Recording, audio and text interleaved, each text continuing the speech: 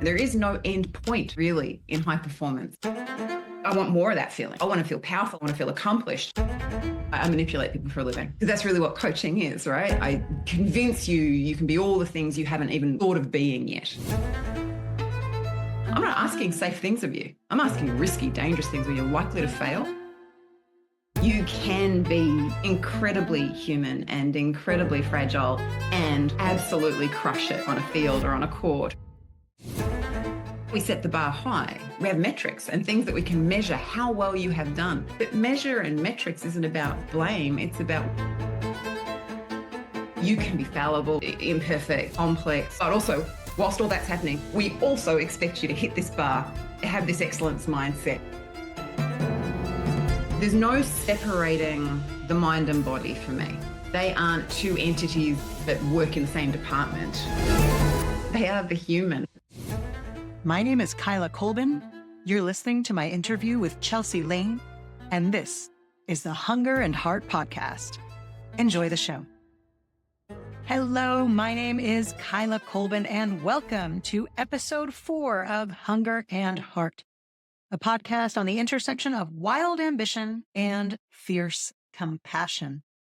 My guest today is the always inspiring Chelsea Lane. Chelsea was Vice President of Player Performance and Sports Medicine at the Atlanta Hawks and Executive Director for Performance and Sports Medicine at the Golden State Warriors in the NBA. She's also been an advisor of mine for many years and is one of the most consistently insightful people I've ever come across. In this conversation, we talk about how you look after people when you're asking them to do things that are, in her words, alarming and almost impossible. I'm just going to leave it at that. So here you are, my conversation with Chelsea Lane. Welcome to Hunger and Heart. Talk to me about your experience with wild ambition and fierce compassion. Morena, and thank you for the invite to have a conversation about something that even hearing you introduce it gives me wild goosebumps, as it does every time we talk about something like this. I think it does. It has that emotional effect because it speaks to the core of what I know to be true, and what I know to be true in some of the greatest people that I've had the pleasure of knowing and working with. So I can't wait to have this wee chat. I'm so excited. Yay. Okay. Well, I want to kick us off. So here's my first question. So when you worked with the Atlanta Hawks NBA team and you went through a turnaround process with them, and my question there is on the emotional care for heart and human piece.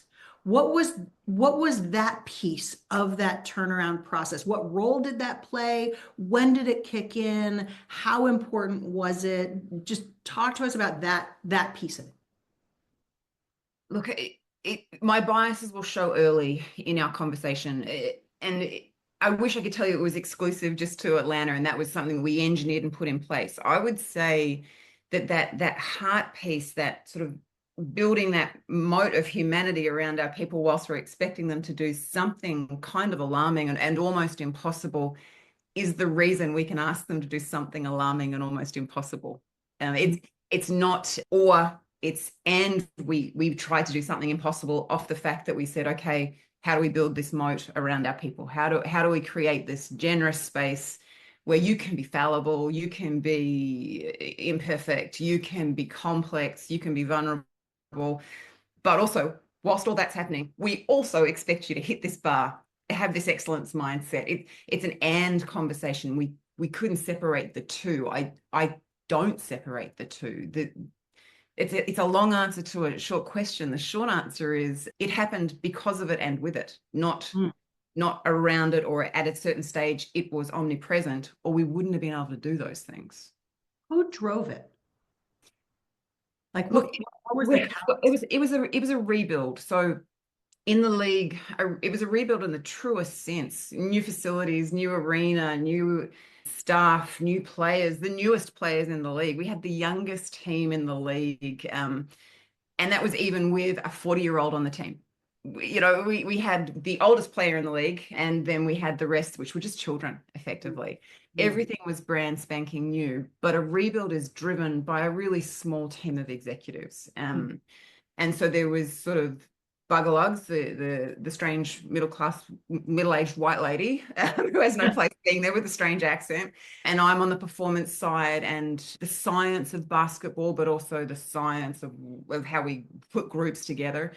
We have the business of basketball, which is the team president, who is like a Moneyball genius. He knows how to take the pieces of a basketball team and put them together and make the magic happen on a roster front. And then we have a coach. And really, when we look at what causes a rebuild, there's so many pieces of the puzzle and so many people that pull that together. But in each of those little corners, there has to be a leader that's willing to say, I agree that we can be human. I agree that we can be fallible and vulnerable. And at the same time, we can have these incredibly high expectations of our people. So really, it's a small team of execs, but with a huge team of people who go, yeah, we agree, we get that. Yeah, it's interesting. I had this conversation with Richie McCaw yesterday. We did an Ask Me Anything session with him. And one of the things he talked about was just how challenging it is to drive culture change if the people who are ultimately responsible are not fully bought in. And so that thing of like, it really does have to be driven from the top and reinforced. Otherwise, everyone else is just going to adapt to what they're incentivized to do and rewarded for. Was there any friction? Like, did you have moments where people were like, look, I don't have time to do the vulnerable, fallible, touchy-feely thing. I just need to improve my free throw percentage or my assists or whatever. So Look, getting rapidly outside of my zone. So basketball-y. That was really good. I know, right? That's really I need to do a triple-double. Okay. Yeah, I like that a lot. I'm not letting that one slide. Look, when I hear you say that and describe that, it makes me realize how inherent it was versus a tick box add-on of culture. And I'm saying that poorly, and I'll try and explain myself better. It wasn't, again, it's never an or. It wasn't you'll get your shots up, or we can put that time aside to work on your cultural fit. It's how we meet people. It's the moat we create around ourselves and around them and who we are and our very core at everything. The culture doesn't come after. It's on every touch. It's like the mitochondria of the cell. It's driving the cell. So you don't separate them off and put extra time in or not. It's every interaction. It's like the well-being conversation. Well-being isn't a new add-on tick box thing that we do. It's how we meet a human at every level with that in mind and with that lens, no matter what it is that we're doing with them. So if it's getting shots up or it's getting conditioning or it's, getting bawled out by the angry old lady in her office who's not happy with how you behave today, or whatever that is, that at the mitochondrial level, I'm meeting you as a human and hopefully meeting you where you need me to meet you so that you can feel safe being all the things that you are, and I can still ball you out for your performance that day. It's an and, it's always there. It's probably not describing it very well. I'm trying to get science in, it probably doesn't need the science. No, it makes total sense. If we think about culture as the way that we show up and the way that we interact together, then every interaction is culture. And everything we do, like we talk about, like every purchase decision is political, right? Like, where am I choosing to spend my dollars? What am I valuing? Same, like how I choose to show up in this interaction is a statement and an investment in the kind of culture that I want to build. And this point you're making about how it's not an or, it's an and, is reinforcing something that's been coming up over and over in these conversations, which is that oftentimes in our society, we think of well-being as the thing you do to recover from work. That work is the hard, draining thing, and the well-being thing is the go do some yoga or mindfulness or go for a walk or whatever, as opposed to certainly, I think well, this is my view, and I'm keen to know your experience having worked with some of the highest performing people in the world, is that in a high performance environment, if you don't have people in that environment who derive joy from the performance, then they're not going to be able to perform at the level they need to. And the well-being is, how do we create the conditions such that you're able to perform at your absolute best? Talk to me about that. Yes, something you said at the very beginning really resonated. And it's the well-being is the thing we do to recover from the stuff we have to do, from the work that we have to do. Um, Look, I can't speak to anybody else's experience. I can be an observer of somebody else's experience, and I can speak to my own experience. Observing some of the most talented, vulnerable humans I have ever had the pleasure of sharing a plane ride with, their well-being exists in their singularity, in their, tunnel vision for what they do, in the work, in the discomfort, in the drive. That is where they are getting their joy and their meaning. And, the depth of their soul is filled up by being in the work. To then say, well, we need to recover from the work. We need you to be less singular. We're drawing them away from the thing that provides them with meaning and drive and passion and joy. So, and I am nobody's hooper. I can't even bounce a ball and walk at the same time. It would end up poorly for all of us, and I definitely can't shoot. But work, the puzzle of work, the puzzle of human greatness and facilitating dreams and those sort of things, which I was lucky enough to be my job, is where I start having this conversation and waving my hands around. It's where I'm living my best life, and I am drawing immense joy. The solving of the puzzle is the meaning of my life. So then, I can't think of another way to say it, kick me in the nuts and tell me that that's actually not where I should be getting my joy from, and not being a well human and a fully formed individual actually hurts my feelings a little bit. I have them and it hurts them, because I'm like, I've been on the planet a few laps, around the track now. I know what I need to be happy and healthy. Now, that doesn't mean I couldn't be more well-rounded with my health or my diet or my exercise, to be a bunch of cells that can then keep doing the thing I love, which is working my ass off. Investing in that, being singular.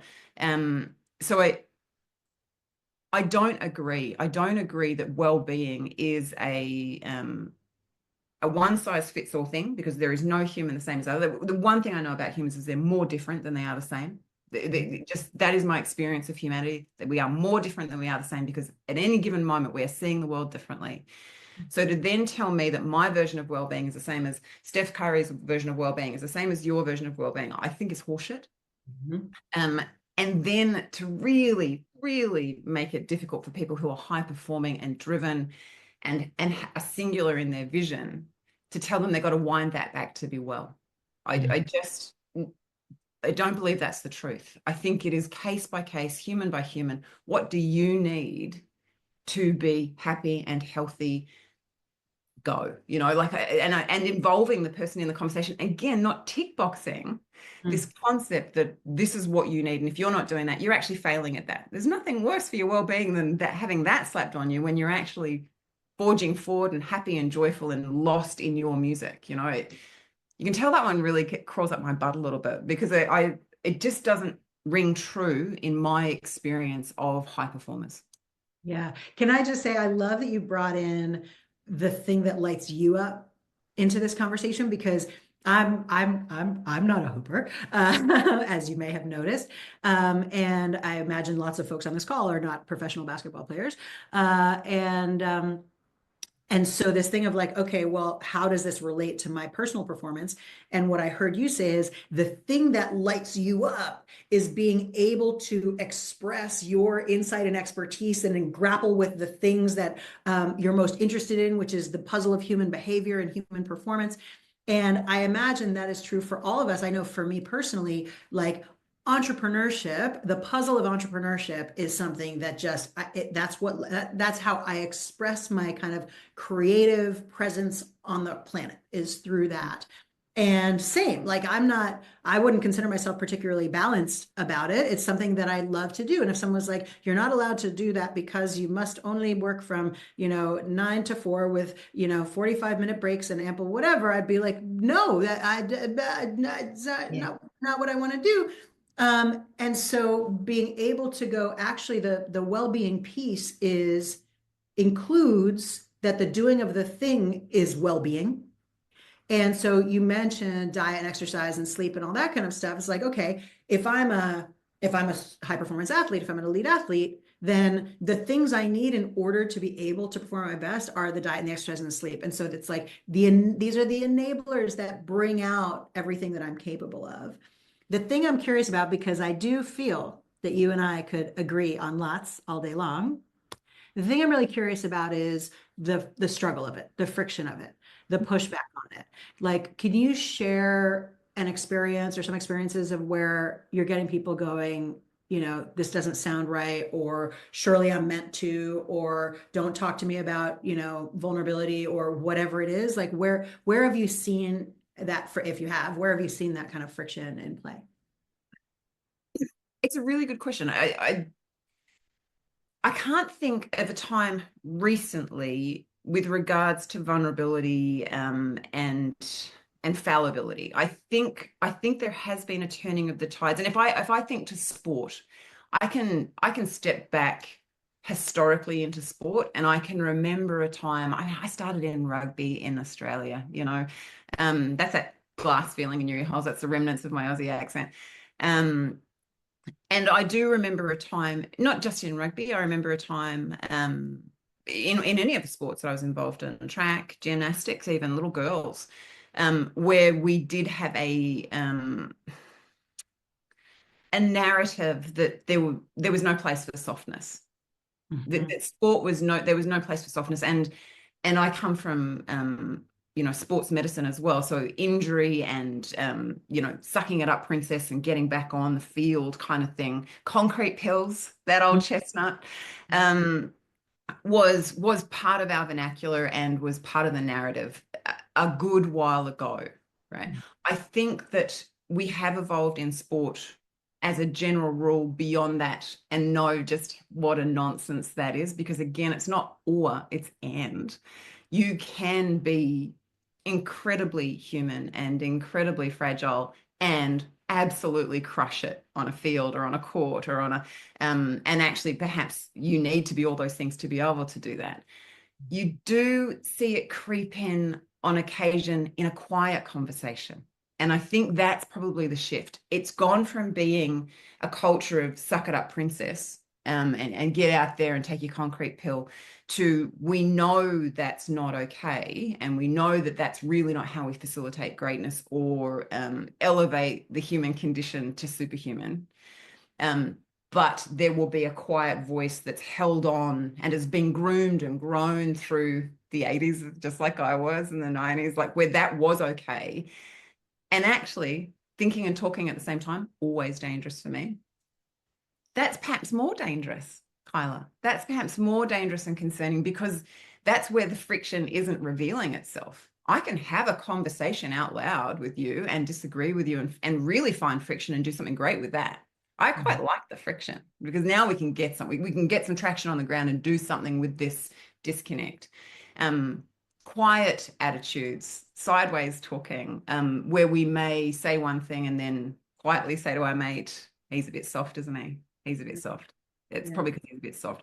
I think that is probably still going on in my industry to a degree, and I won't know about it because I'm the banner waver for be as imperfect as you like and be as weak as you need to, and let's now then get on with our jobs. So I in recent times I haven't really experienced that sort of overt concrete pill kind of way of being. I think where we get the most friction is actually in the other conversation we were having, which is, and I see that very much having come home to New Zealand from the States, where the sporting industries are quite different, where we still feel a little bit like we are tick boxing the idea of well-being. And that is where the friction kicks in, because I feel very strongly about that. I feel very strongly that people should be able to singularly follow passions and drive and be reinforced and developed to be able to do that if that's where their heart is leading them. And I'm not sure well-being as a concept has evolved to the point that allows for that just yet. And friction exists there for sure. My experience is that I don't think people are trying to be, disingenuous in their endorsement of humanity and heart and care and all that kind of stuff. I do think that many of us still carry core beliefs about how we show up and what it means. And so an example I'll give you is I've had on, I run these 3-day courage programs. And on more than one occasion, partway through day 2, I will have someone put their hand up and go, look, I mean, you can empathize all you want, but at some point you have to get the job done, right? And like we can kind of smile at that. And for a lot of people, there's still a thing of like actually a myth that we carry that care and empathy equate to letting people get away with bad behavior.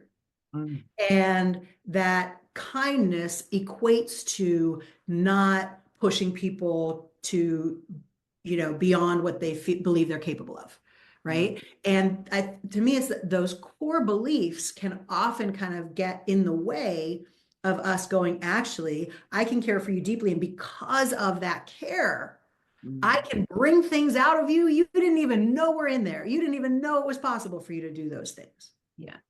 It's interesting hearing you say that. I resonate with everything you're saying. I think the disconnect I feel in this line of conversation is that I don't see those two things as a friction. I see them as coexisting, and you can't have one without the other.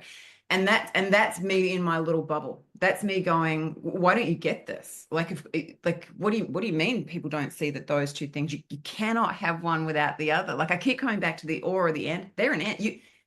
You cannot have one without the other, in my often very unhumble opinion. I don't see those two things as friction filled at all. I think one allows for the other.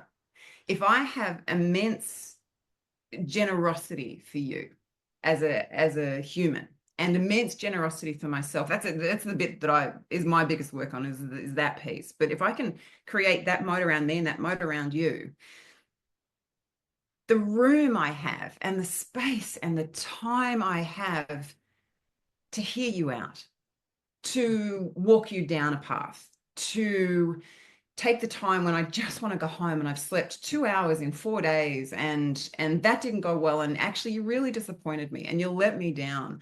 But if I can find some space there for you and for me to just be wildly complex and fallible, I'm going to meet you where you're at. You're going to meet with me where I'm at. I'm going to give you the business and tell you how that made me feel and how I'd like tomorrow to go.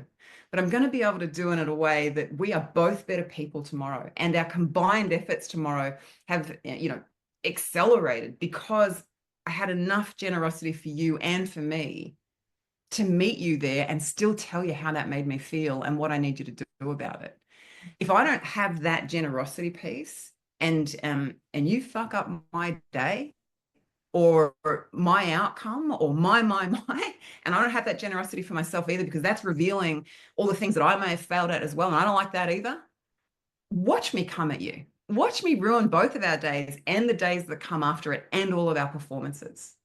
So I don't see that as friction filled at all. I see that as what allows me to give you the business and still make you a better person. And even take a step back and go, actually, I really want to give you the business on that.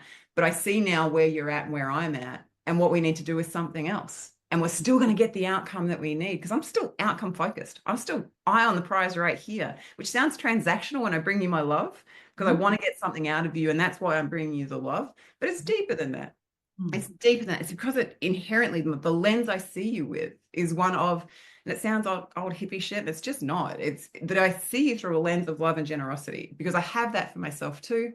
Create this beautiful space where I can be demanding, critical, forceful, almost uncompromising in what I'm asking of you, unrealistic in what I'm asking for you, because you feel nice and safe in that space that we've created. I'm not asking safe things of you. I'm asking risky, dangerous things where you're likely to fail.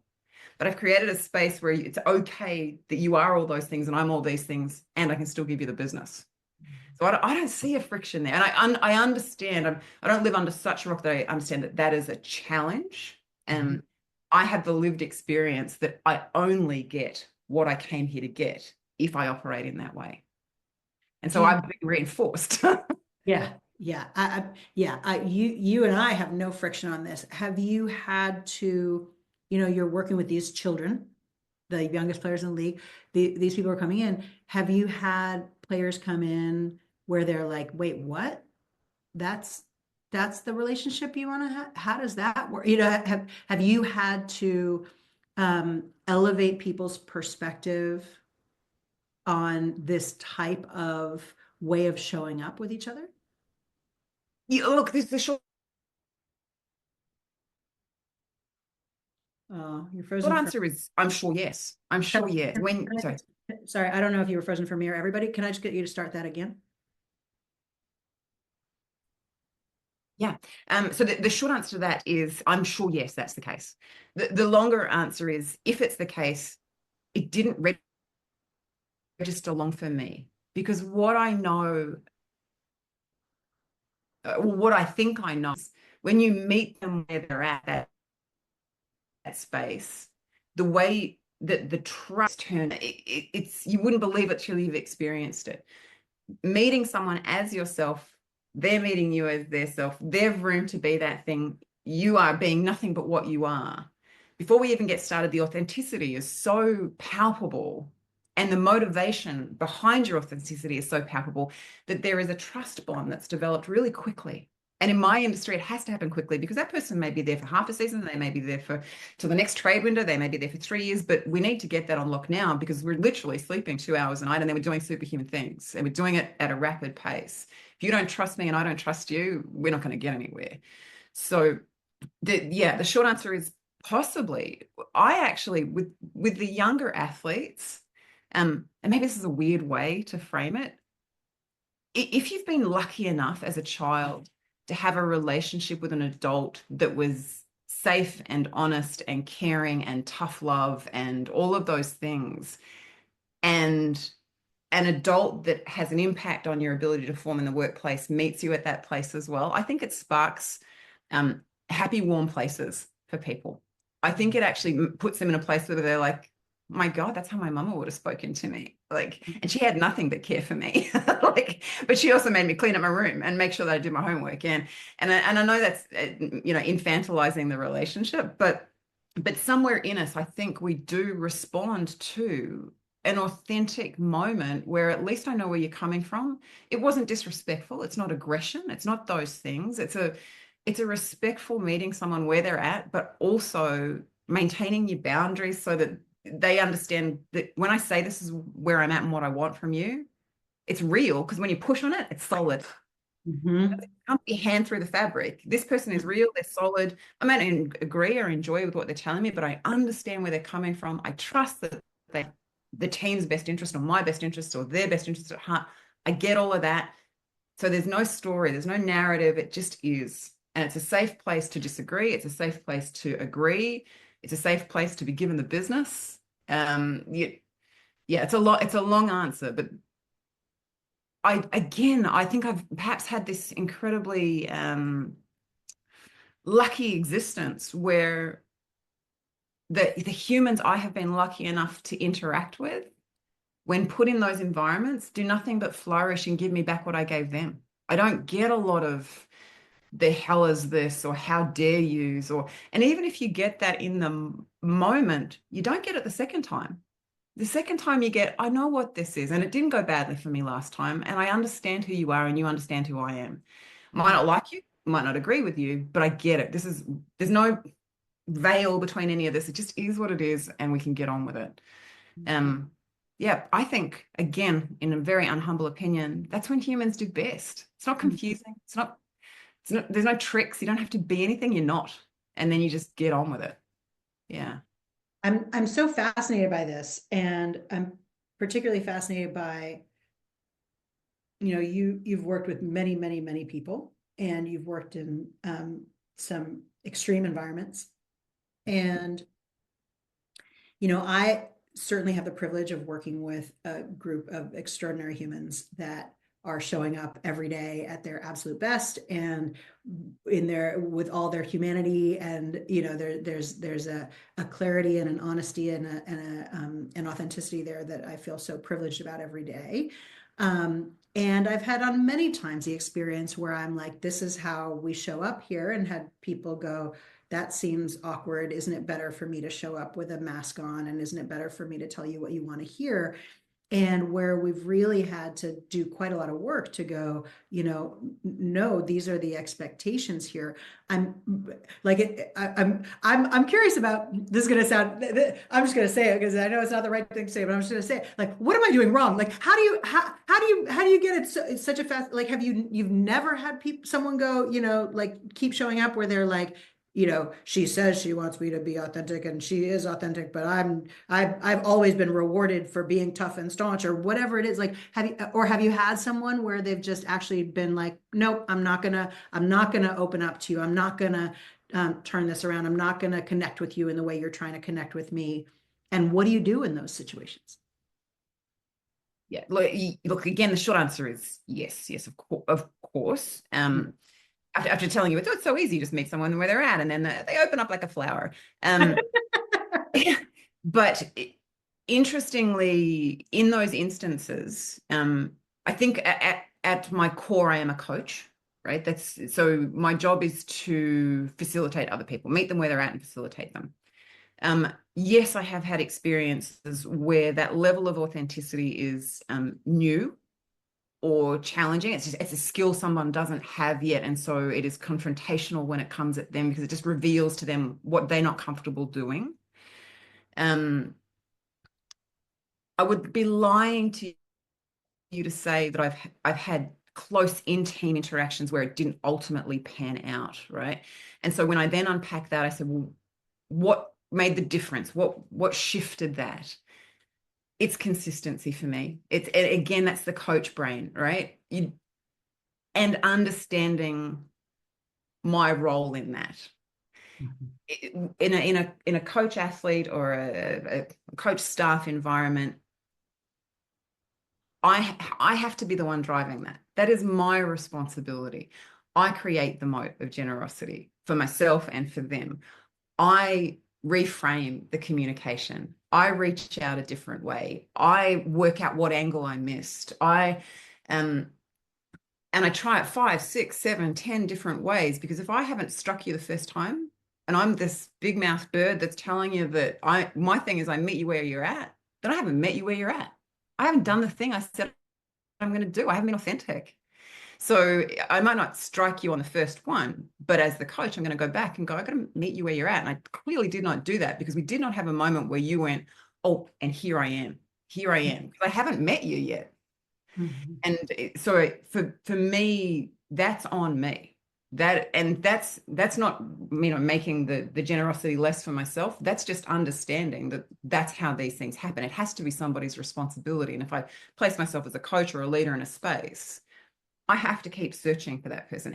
And the generosity, like we were talking about before, the generosity piece, that lens, is what allows me to go back again and go back again and go back again, and have the generosity for myself to go, I didn't hit that. Like, not, oh, I've failed, I'm shit at this. No, I didn't hit it. So what's the puzzle there? What have I missed here in this person? Now, sometimes, no matter how good you are at, I facetiously say to people, I manipulate people for a living. That's what I do. I'm a manipulator, because that's really what coaching is, right? I convince you can be all the things you haven't even thought of being yet. But there are instances where we don't reach, we don't strike, we don't meet that person, we can't get in. Then we change tack. We can't get in. If we really, and remember the world I come from, there is no room to not reach somebody, because the cogs in the machine are so important. There is no room to not meet the brief, because it will all fall apart really fast, and people will pay for that. So you know, if it's not that, if I've used all of my 10 versions of communication and I have manipulated this situation 9 ways till Sunday and I haven't cracked it yet, then I need to take a step back and work out why. What is it not what I'm bringing to the table? Is it that we've reached a ceiling of capacity because something's going on at home that leaves that person without enough bank account, enough emotional bank account to spend with me when I bring them to the table and say, can you spend a little bit of time and cash with this, please? I don't have it. Or there's a health issue, or there's something else happening in the workplace, or there's a historical thing, or it's still a problem to be solved. We just step out from the your and my mode of generosity, and we step out and go, with that same sense of generosity, I'm going to come back a little bit and work out what I'm missing. What piece of the puzzle have I not made sense of that now A and B isn't getting me to see? And that's the same thing we do with sports science, the same thing we do with learning a skill on a basketball court.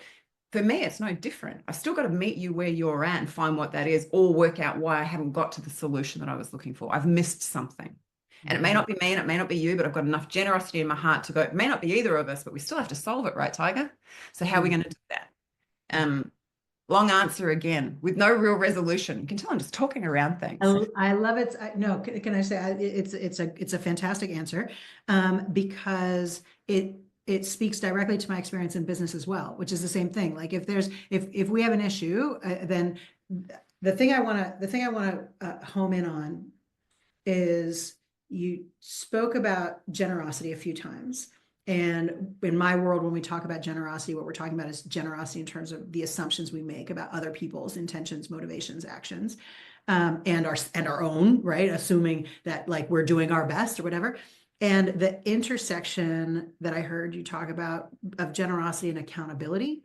And again, in my world, certainly at BOMA, one of the core aspects of our culture is this idea of kind of radical accountability, that I am at all times wholly accountable for myself. And my number one job is to be going, how am I showing up? What's my role here? And so if I have an issue with you, I could spend lots of time. It'd be super fun for me to go, well, but Chelsea's doing this and she's doing that and she's doing that. And then my team would be like, but Kyla, you don't control Chelsea. So what do you care what's your part here? And again, one of the aspects of my experience here is that often people associate accountability with blame and fault. And when I hear accountability coupled with generosity, that is the thing that it has nothing to do with blame and fault, and everything to do with what is going on, what can I own, what might we be able to do differently to drive a different outcome. Nothing to do with blame and fault, everything to do with understanding, insight, and growth. Not a question, but let's talk. Yeah, it's a really powerful thing, right? And I think that misconstrued concept of what accountability is the thing that blocks it, is the thing that makes it difficult for people to be accountable and own their piece of the puzzle, because we have wrapped it up with the concept of blame. It's not, they aren't the same thing. And I can imagine people hearing this and going, oh, we'll really break the words down. Like when we get down to brass tacks, yeah, it is, because you're looking for who's accountable, whose fault is this, and fault is blame. But when we have these systems, yeah, we set the bar high, and yeah, we have metrics and things that we can measure how well you have done. But measure and metrics isn't about blame. It's about what pieces of the puzzle did we have or not have right. What did you need from me? What did you need from the situation? What did you need from yourself? It's puzzle solving to hit the bar. Yeah. And that's objective. It's not a personal conversation, really. Where it gets personal is you didn't hit the bar. What more did you as a person need? If we unpack this puzzle, where did I fail you? Where did you fail me? Where did the system fail? It's not loaded with emotion. It's not loaded with shameful things like blame and what that makes us feel like. The emotion that we're disappointed that this didn't shake out because we set some goals and we're excited to work out how we get it next time. It's not that it's emotionless. It's not robotic. but it's not filled with those dark, dirty, shameful, like things that just make us withdraw and are the worst versions of ourselves. It's the emotions that make us step into it and go, well, I want more of that feeling. I want to feel powerful. I want to solve this. I want to feel accomplished. I want, and that's what accountability is, because I can measure it and then work out what I'm going to do next. Blame is not that. Blame is withdrawing. It's interesting because they're so close, right? Like it's such a razor thin edge to be walking. And my experience similar to yours is like there's a thing, something goes wrong. I've got a role in it. I can go, wow, I totally screwed that up. It's my fault. I've let everybody down. Everybody's mad at me. It's a disaster. I blame me. I'm gonna go curl up in a corner and eat some ice cream and watch some Netflix and have a cry. Or I can go, wow, I did this and that's what happened. And that means I can learn to do this other thing. And if I try it this other way, maybe it'll go differently in the future. And in both of those situations, I'm like, there's a focus on what I did. And one of them is like how I need to be judged. And the other is what do I need to learn? And one is awful and miserable and I'm curled up and I feel I'm a terrible human, which is shame about, like I am bad. And the other is I am capable of owning my behavior and the outcomes that I drive, which is like a level of like excitement, like, okay, let's go. Now all of a sudden I'm pumped for it versus I deserve to die alone eaten by wolves. Yes. Yeah. And look, on any given day, depending on, again, because we're so complex and we have our mum and dads to be angry at and this education. It's their fault. All of that, that on, again, the highly fallible, complex human, when we're teetering on the edge of, am I going to crush today and take on that failure as a high performing individual, or am I going to, hit a tub of Ben and Jerry's? All of that comes with us and pushes us over the line. It's this teetering of how are we going to cope? Are we going to cope? What is our brain going to allow us to do? But that's the generosity piece as well. That's not just that leadership thing where I'm a servant leader and I've got generosity for my people. No, it's this piece as well. And again, when you create the moat is probably a bad analogy. Really, I think what I'm describing is human flow, not the same flow that we get into, when we really are lost in the music and we're doing the thing that we were on the planet to do. But when we've got the generosity moat around us too, just like when we're in flow, everything slows down. Everything calms down. The lizard brain just gets to have a little nap. The hurt child, the trauma, I had a fight with my husband, the self-judge, the self-loathing, whatever it is that we're dragging along because we are human and we all do, it gets to just shut up a little bit because we can step out of it. We're in the nice, safe mode and we can go, all right. That I just had a thought about murdering my workmate. Well, okay. Now I can act on that. That never happened to me. Yeah, or I can just sit in the moat for a second and I can go, where did that come from? Is that the best version of me? Because I've got time. I've just slowed that down because I've created the generosity. And then I can, in turn, act with generosity towards somebody else. It's a powerful thing that feels like a really deliberate thing that you do, but and maybe it started as deliberate, but I really think it's just becomes internalized. That if I have generosity for myself and I understand how highly complex and flawed and just a bit useless some days a human can be, but on the flip side of that coin, how great they can be, how empowering they can be, how accomplished they can be. And that's okay that I'm all those things. That's okay. That's okay. Because if I acknowledge those things, it's much easier to rise above the bits that, probably aren't so shiny and aren't so fabulous, but it can liberate me from them because I've created a space where they can all just be there. And it's not stressing me out that I'm not perfect. It's not stressing me out that I have murderous thoughts about my workmates. Maybe that one should stress me out. But yeah, I'm doing a lot of hand waving, but it's if I create that for myself, I can create it for somebody else.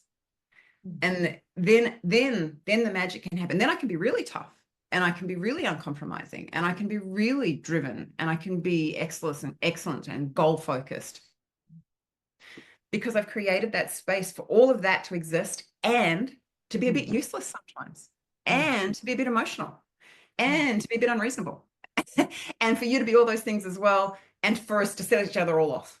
Like it's just generosity. I love that you brought in this concept of time and time slowing down. And it speaks to something that has come up over and over again in our work with the Crusaders. And I think, so for me, time, when I think about time slowing down and being in that flow state, the thing that gets me there is when I am present, when I'm present in this moment. To me, a feeling of being rushed is where my mind is like wanting to be ahead of where I'm at. And so I'm not here. I'm thinking about, okay, I got to get to there, and I got to do this, and I got to do that, and I got to do that. And I can eliminate a feeling of being rushed by bringing myself back into, okay, like if I'm sitting in traffic and I'm trying to get to you and I'm running a bit late and I'm late, oh shit, I need to be there, and I'm going to be 3 minutes late and she's going to be mad at me and whatever, then my mind is jumping ahead as opposed to, okay, I'm here. I will arrive when I arrive. That's, will be what it will be. Can I bring myself back, my mind and my thoughts back into this physical body, into this moment? And immediately, magic, alchemy, immediately time slows down. And for me, one of the places this played out the most, and again, I'm curious about this in the high performance aspect, I'm going to say two different circumstances. So for me personally, when I was a boxer, where I was a boxer at a reasonably competitive level, where I had my greatest success as a boxer was where it became almost like a meditative state, where I was like, I'm so in this moment. And because I'm so in this moment, things do seem to happen more slowly because I'm not trying to move ahead. I'm not worried about the next thing. I can actually see right in this moment as the punch is coming at me, and it becomes almost like Neo in the Matrix, right? Like this, like, ooh, I can, do the thing. And so I've had that experience of going, what does it mean to bring myself into present moment, for time to slow down in that way? And I also, Sam Whitelock, the rugby player, a couple of years ago, I think it was a year or two ago, when he was still with the Crusaders, he scored a try, which he doesn't often do because of the position that he plays. And I happened to be watching the game, and it was one of those tries where it's like the whole, bumble of men just goes sploosh across the line, and then they have to architecturally dig to see what happened and whether the ball actually was grounded. And they did the TMO kind of replay, and they zoom in, and he had gone across the line under this huge pile of men, and he hadn't grounded the ball. And then in the slow-mo replay, they show him, he's like under this thing, and he, like in almost real life slow-mo, after he's across the line, just goes, turns his wrist and just places the ball. It was such a slow thing. And I was like, that man is so present in this moment, because so many of us would be like, I'm across the line. Oh shit, did I get it? And they would, they wouldn't do it. And he was like, I am in here until the job is done.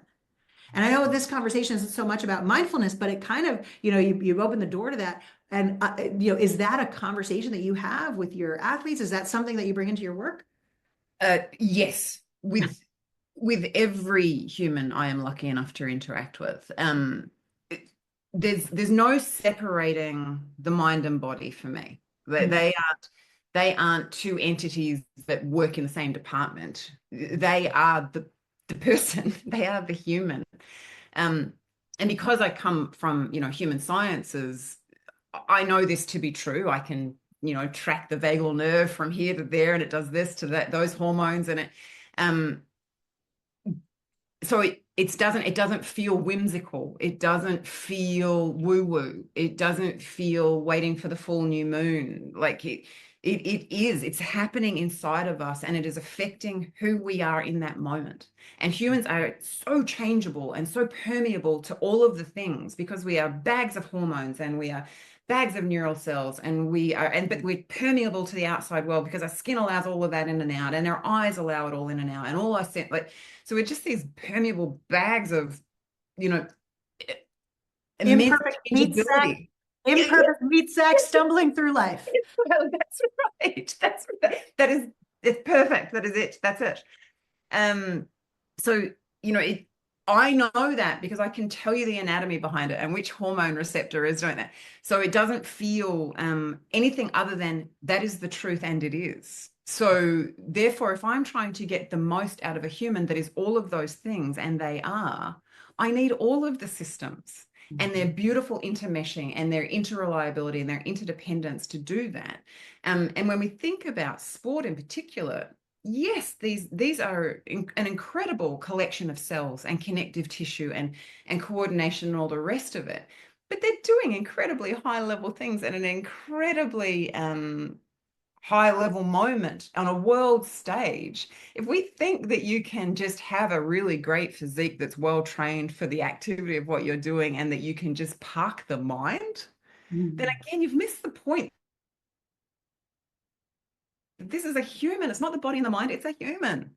And those that can master the mind, master the body, and that doesn't mean that you can just do a heap of really great vagal nerve exercises and breathing and then, run the mile. That's not how that works, because again, we don't separate them. They are one thing. It's so important to my own health and my own functioning that I would be inauthentic. I would be a bald-faced liar if I didn't incorporate it in every program and plan I have for my humans, right? Because it's how I get out of bed every day. It's how I function. So if it's serving me and I'm keeping that secret golem style to myself and not putting it into your program, we've got a bigger problem on our hands. It is the key to all things. But again, it's not an add-on or a tack-on.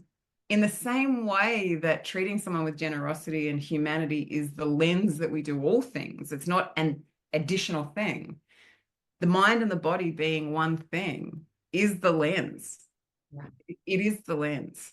I have a dear friend who has operated at an extremely high level in clandestine services, and he challenged me to do plank, full plank, not forearm plank, and this challenge, like what it taught me, and I still am not able to do this, but like that every single time my mind gives up before my body does. I have yet to be able to hold it until my body gives out. Yeah. I hold it until my mind goes, I can't do this anymore. Right? Like, and I know this because my body doesn't collapse. My mind goes, stop now. And then I do. Right? And it feels like, but it's impossible. I can't keep going. But it's not my body doing it. It's my mind doing it. I want to reinforce something, bring together a couple of threads that I heard you say. We talked about meeting people where they are. We talked about being present. We talked about how changeable people are. And bringing those threads together, again, what it means to me is for us as leaders, our work is to see people as new every day. To come in and go, just because I've known Chelsea for years and I feel like I have a rough idea of the shape of her as a human, I don't know who's walking through the door right now. I don't know if you had an argument with your husband last night. I don't know if you're, going through some physical ailment or whatever. I don't know. Like I have to, and in some ways, the better we know people, the more challenging it can be because we carry an assumption of who they are and how they're showing up. Yeah, incredibly powerful sentence, and at the core of high performance, right? Because we are constantly trying to enact change, early adoption, constant change, constant improvement. There is no end point really in high performance, right? And so we keep just moving the goalposts, move the goalposts. So by design, by everything that we're expecting of our people, whether we're talking about high performance sport or just the act of being high performing, we have set them up with the expectation and the tools to be someone different every single time, because that's what we expected of you. So if you're the leader to then get stuck in the old narrative or in the old version or at least not have created enough generosity and space to acknowledge that this could have happened overnight, then they're based on assumption. When we build things on assumption, it's just too risky. It's too risky.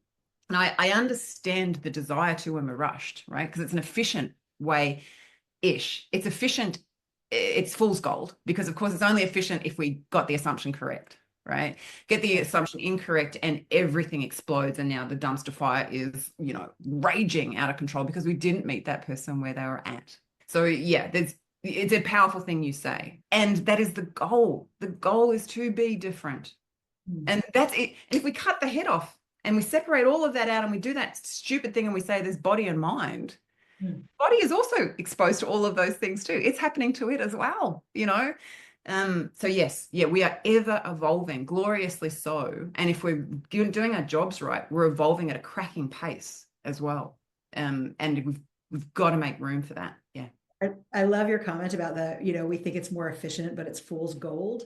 At BOMA, we did this thing where we articulate, as many organizations do. We don't call them values. We call them behavioral aspirations. We put a ton of work into it. We're very proud with the outcome. And then we did what every company does. We said, that's that done, put them on a wall, forgot about them. And then, 6 months later, I went, oh shit, we did the thing. And, plumber, fix thy pipes. Come on. So then we started integrating it into like all of our infrastructure and systems, recruitment, induction, et cetera. And one of the things that we implemented, and it's been going for probably about 2 years now, 2-3 years.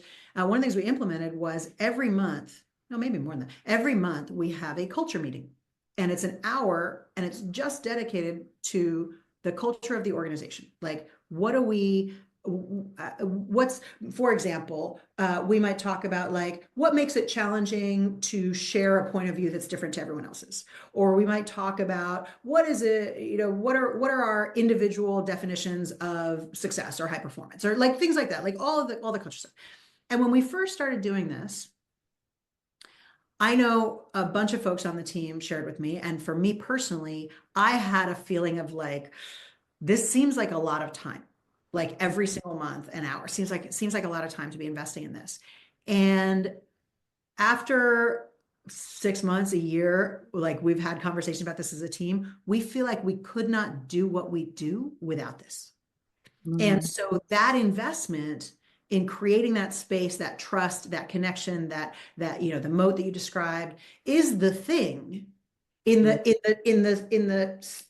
unpressured space. It is the thing that when we're in the pressured space lets us go, oh yeah, no problem. Chelsea's got my back and I got hers. Yeah. Yeah. And I mean, we can draw analogies to sport there too, right? Because you don't put a team together, buy a basketball, pair of big shorts and good to go. You'll see the magic happen on Friday night when you're watching the game, right? It's the work done to practice that. And like we were saying at the beginning, it's a constant lens. It is a constant way of being. If you then take that deliberate step that you have and put into practice, like an opportunity to practice what it's like and understand who we all are and develop the trust. And then when push comes to shove, you have something to roll out onto that court, right? When the lights are on, the crowds are there and the cameras are going, you've done this all before, you know what this is, right? It's not the first go round at it. Because if it isn't inherent to you and it's a skill that you're going to need to practice, like any other skill, you got to put a little time into it for sure. For sure. And then it's at your beck and call. You can draw upon it in crises. Yeah. Amazing.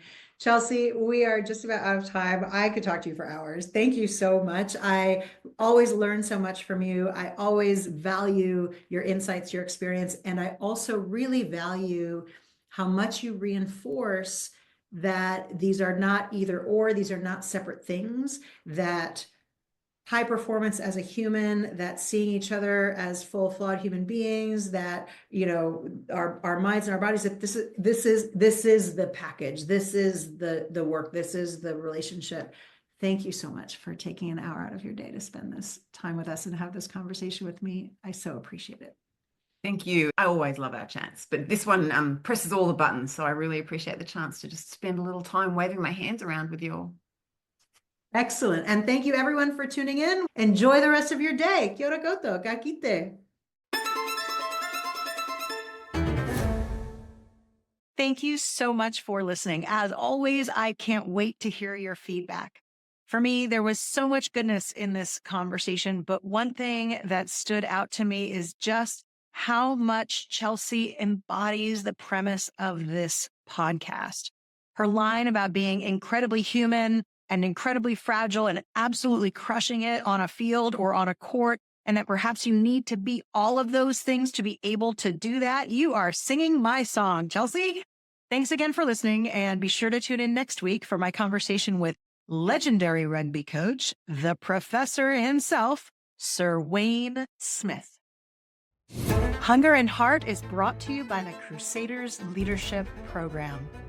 Whether you're coaching under fives or a professional team, we all want the same thing: to build a culture of trust, to get the best out of your people, and to grow players into leaders. The Crusaders Leadership Program lets you get up close and personal with some of the greatest rugby legends of all time. People like Sir Wayne Smith, Sam Whitelock, Kieran Reid. You'll connect with a global group of ambitious, caring coaches from a range of codes and backgrounds. And most importantly, you'll gain skills and techniques to drive impact and outcomes for your team. The Crusaders Leadership Program is a 2-week, high-intensity virtual experience. It is delivered exclusively online, accessible from anywhere. Hunger and Heart listeners get 10% off the full price of the program. Use the code HUNGER at checkout. You can find out more about the Crusaders Leadership Program at crusadersleadership.com. That's crusadersleadership.com. Hunger and Heart is created by BOMA and the entire BOMA team, including Tito Bernal, Ray Jangle, Hannah Hudson, Johanna Coxon, Sunil Unka, and me, Kyla Colbin. Thanks for listening.